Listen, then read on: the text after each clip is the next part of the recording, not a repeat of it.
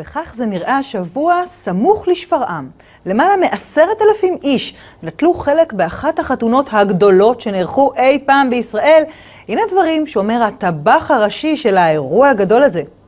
היה 5 טון בשר, היה 500 קילו אורז, היה 200 קילו שקדים, זה שמים על האורז מלמעלה למנצח, היה 170 ליטר יוגורט, היה בערך 20,000 קובה, היה מזנון גדול והיה בערך על 600 מטר המזנון, היה מזנון מפואר يعني. אלי, שלום לך אלי לוי. שלום נוגה. טוב, לצערך אתה לא טעמת אפילו קובה אחת מ-20,000 הקובות האלה. נכון, אני ולא מעט אנשים נוספים שלא הוזמנו או לא הגיעו לחתונה הזאת. לעומת זה יותר מ10,000 איש כן הגיעו, כן טעמו, כן חגגו, במה שמכונה אם כל החתונות.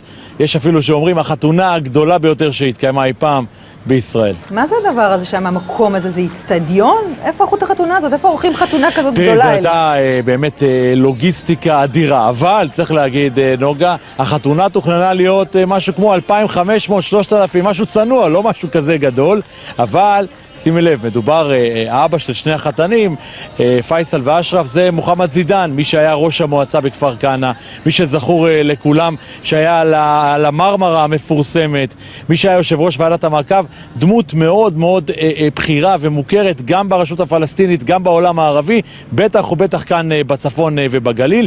וברגע שאנשים שמעו שמוחמד זידן מחתן את שני הבנים ביחד בחתונה כזאת גדולה, החליטו להגיע גם בלי הזמנה ולכבד אותו.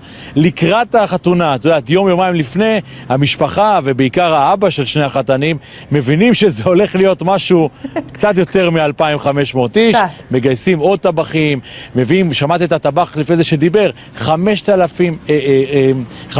טון של בשר כבש, יותר מ20,000 קובות כמו שאמרת, באמת טבחים שמוזקים מאולמות שונים בגליל התחתון, מחיפה, כדי באמת את יודעת, לספק את האוכל לכל המוזמנים. תגיד, אלי, אתה יודע שאני מתעניינת בעניינים כלכליים, כמה עולה חתונה כזאת? תראי, המשפחה מדברת על משהו סביב 1,000,000 שקל.